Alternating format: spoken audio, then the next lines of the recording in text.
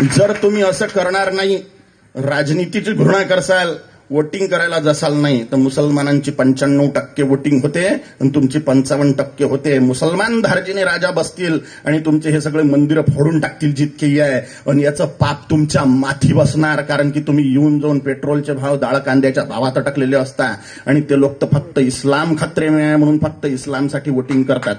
आणि तुम्ही स्वतःचा सत्यानाश करून घेण्यात कारणीभूत राहसाल जर तुम्ही आताच धर्माच्यासाठी एकीभूत नाही झाले तर.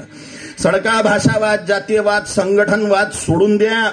मी मराठी माणूस आहे, मी गुजराती माणूस आहे, मी मारवाडी माणूस आहे, मलयालम, तमिळ, तेलुगू, उडिया, बंगाली, अखमिया, बिहारी, काश्मीरी हा सगळा भाषावाद, ब्राह्मण, क्षत्रिय, वैश्य, शूद्र हा वर्णवाद, आणि सडका 18 पगड जातीयवाद, आणि अजून एक नवीन कुदला तो संघटनवाद. या सगळ्या वादांमुळे हिंदू डिवाइड होऊन राहिलेला आहे. सळक्या जातीवादात, भाषावादात सत्यानाश करून घेऊन राहिलेला आहे आणि धर्माला मुकून राहिलेला आहे. जातीसोबत माती खावं लागेल, धर्मासोबत ईश्वराचा साक्षात्कार होऊन उद्धार होईल. म्हणून धर्म संरक्षणासाठी निरंतर प्रयत्न करा. छत्रपती शिवाजी महाराजांचा हाच बाणा आहे, हिंदवी स्वराज्य व्हावं ही श्रींची इच्छा आहे. छत्रपती शिवाजी महाराजांनी म्हटलं होतं, मराठ्यांचं राज्य यावं हा अजेंडा नव्हता. हिंदूंचं राज्य आहो, सर्व भाषी हिंदूच आहेत, सर्व जातीचे हिंदूच आहेत, सर्व वर्णांचे हिंदूच आहे. म्हणून हा भाषावाद, वर्णवाद हाणून पाडला पाहिजे.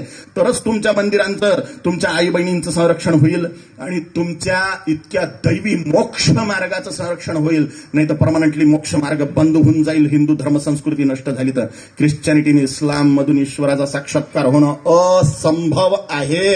त्याच्यात सायन्स नाही आहे, विज्ञान नाही आहे. विज्ञान धर्माचं जे ईश्वराचा साक्षात्कार करणारं विज्ञान आहे, ईश्वराच्या साक्षात्काराचं जे विज्ञान आहे तेच धर्म आहे आणि तोच सनातन हिंदू धर्म आहे.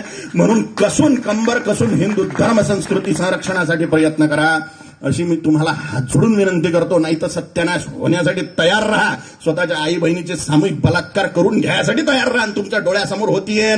तुम्ही म्हणता भाईचारा, जोपर्यंत ते कमी आहेत तोपर्यंत भाईचारा वाढले की तुमचा चारा बनवणार आहेत, ते लक्षात ठेवता. म्हणा ओम काली.